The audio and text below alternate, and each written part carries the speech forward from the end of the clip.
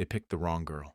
And they had no idea. It was a regular Friday night, the kind where nothing special is supposed to happen. A small bar on the edge of town, half empty, bad lighting, cheap drinks. A young woman walks in alone. She's wearing a plain hoodie, jeans, hair pulled back. No makeup, no attitude. She sits at the corner, orders water, and minds her own business. That is when they noticed her. A group of 4 men, loud, drunk, the type who think the whole room belongs to them. They start slow. A comment here, a laugh there. Then one of them walks over and sits right next to her without asking. He leans in too close. She moves away. He moves closer. His friends think it is the funniest thing they have ever seen. She asks him to leave her alone. He does not. What happens next is something no one in that bar will ever forget. And by the end of this story, you will understand exactly why some people are far more dangerous than they look. Her name was Maya, 26 years old. She worked a regular office job during the week. Data entry, spreadsheets, the kind of work that makes hours feel like days. She was quiet, polite, the type of person who holds the elevator door open and says sorry when someone else bumps into her. Nobody at work knew what she did after hours. Not her coworkers, not even most of her friends. 3 nights a week, Maya trained in a basement gym on the south side of the city. Not a fancy gym, no mirrors on the walls. No smoothie bar, just a cracked concrete floor, some old heavy bags hanging from the ceiling, and a ring in the middle that had seen better days. The people who trained there were serious. No one came to that gym to look good. They came to get better. Maya had been training since she was 16. Her older brother had dragged her there after she got jumped walking home from school one evening. She went once to make him happy. Then she went back the next week on her own. And the week after that, and the one after that. By the time she was 20, she had her first underground fight. Underground boxing is not like what you see on TV. There are no big arenas, no ring girls, no crowd of thousands cheering. It is usually a warehouse, a parking garage, sometimes a basement not too different from where she trained. Word spreads quietly. People show up. 2 fighters step in. Someone wins, that is it. Maya won her first fight in under 2 minutes. She was not big. She was not scary looking. She was 5'4" and had a face that made people underestimate her constantly. And that, she learned quickly, was her biggest advantage. Over the next 6 years, Maya fought 31 times in underground circuits across 3 different cities. She lost 4 times. Each loss made her go back to the gym and work harder than before. She was not just strong, she was technical. Her coach used to say she hit like someone twice her size and moved. Like someone half her weight. She had fast hands, fast feet, and a level of calm under pressure that most trained fighters spend years trying to develop. She never talked about it, not because she was ashamed, because she simply did not need to. Back to that Friday night, the man sitting next to her would not stop. He grabbed her wrist, not hard at first, more like a test, seeing how far he could go.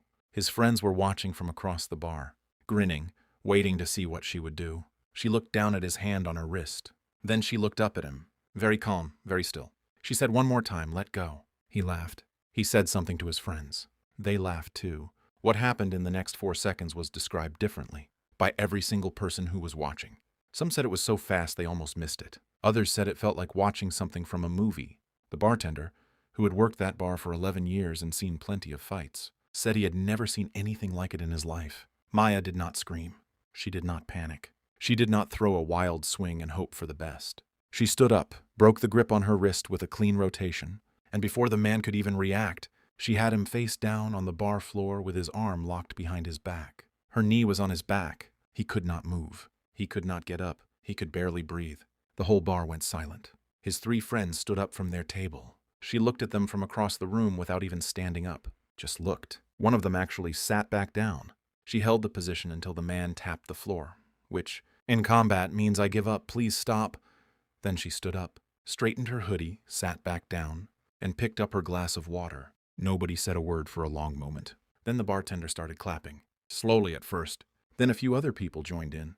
By the end, the whole bar was clapping except for the 4 men, who were already halfway out the door, one of them still limping. Now here is what makes this story more than just a cool bar fight. A video of the incident was filmed by another customer and posted online that weekend. It got 4 million views in 48 hours. Comments were pouring in from everywhere. Most people were amazed. Some people started asking questions. Who is this woman? Where did she train? Is this real? Journalists picked it up. A sports reporter tracked Maya down and asked for an interview. She agreed to one, just one. In the interview, she said something that stuck with a lot of people. She said she never wanted to use what she knew. She said all those years of training were never about looking for a fight. They were about never being afraid, about walking through the world knowing that if something happened, she was not helpless. She also said the most important part of being trained is knowing when not to use it, and that on that Friday night, she tried 3 times to end the situation without any of that.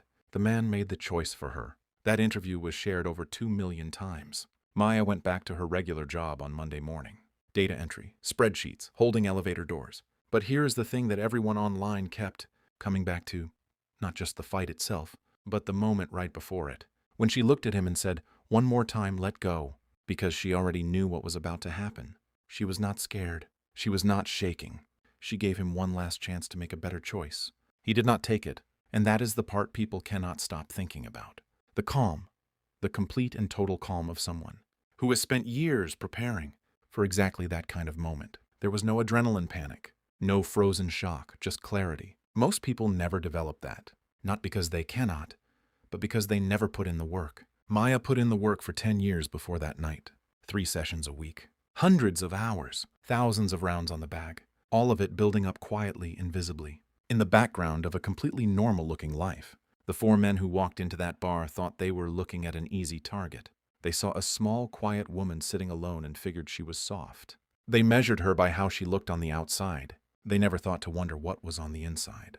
The lesson here is not that everyone should learn to fight, though honestly, there are worse things you could spend your time on. The real lesson is about the danger of underestimating people, about the fact that you almost never know what someone has been through, what they have trained for, or what they are capable of. The people who seem the quietest sometimes carry the most. Maya did not walk into that bar to prove anything to anyone. She was just trying to have a quiet Friday night. Some people never learn that lesson until it is too late.